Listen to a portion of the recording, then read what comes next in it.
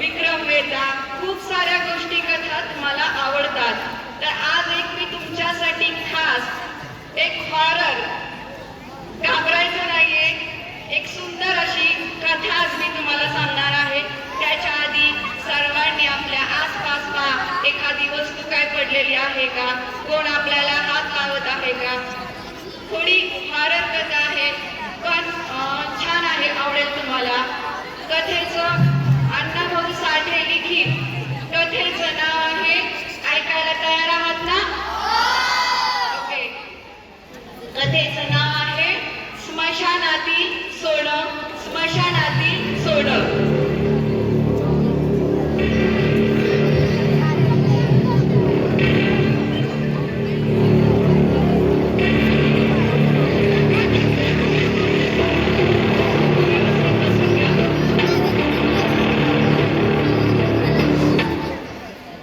शेजारच्या गावात सावकार मेला. काय?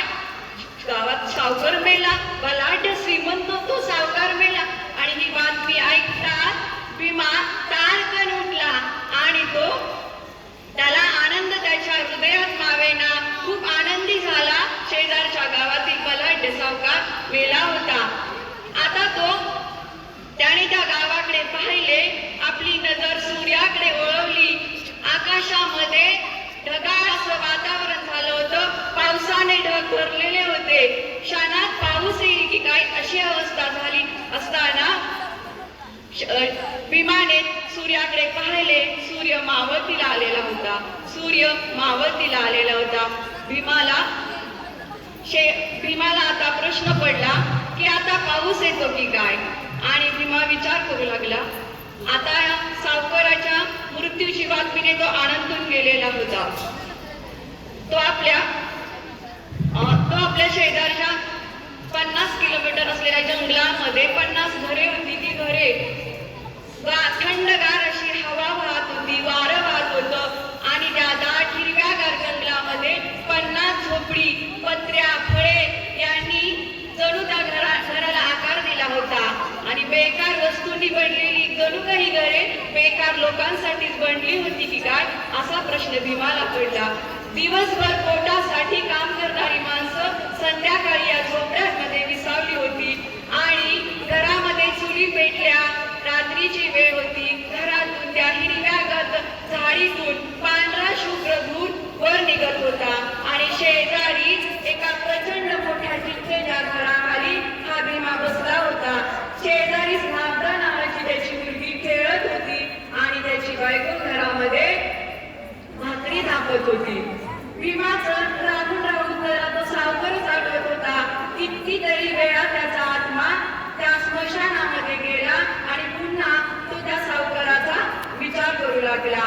त्याच्या डोक्यामध्ये तो सावकाराचाच विचार होता. खरं पाहिलं तर हा भीमा कोण होता? अंगात पिंडाने बलाढ्य, अंगामध्ये रेड्यासारखं बळ असणारं, दाट भुवया, दमदार शरीरयष्टी.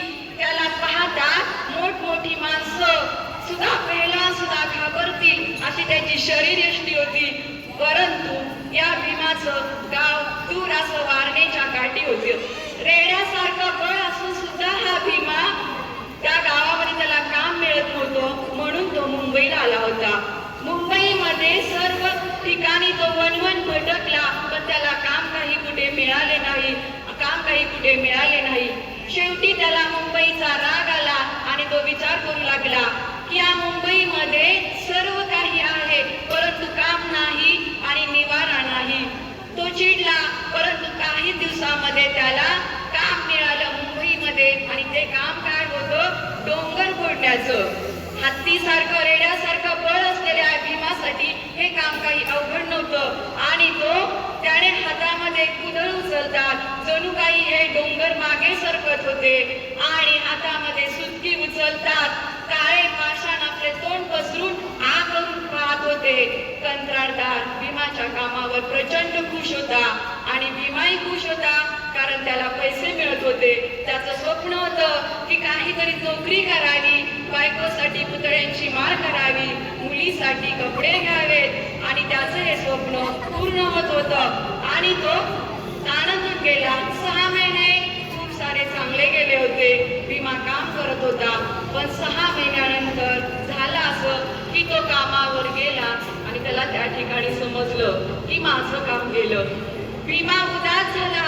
प्रचंड विचार त्याच्या मनात आले की आता उद्या काय, उद्या काय. माझं त्याच्या समोर चित्र दिसू लागलं.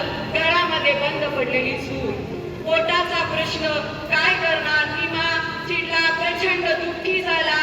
उद्विग्न अवस्थेमध्ये तो त्याने नाकेमध्ये जे कपडे होते ते घट्ट धरले.